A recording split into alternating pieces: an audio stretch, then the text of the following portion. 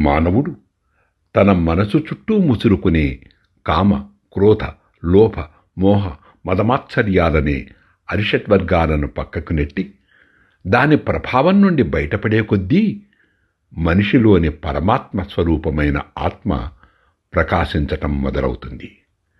అప్పుడు అంతరాత్మే మనిషిని నడిపిస్తుంది, సన్మార్గదర్శనం చేస్తుంది. ఆ స్థాయిలో అంతరాత్మే గురువు.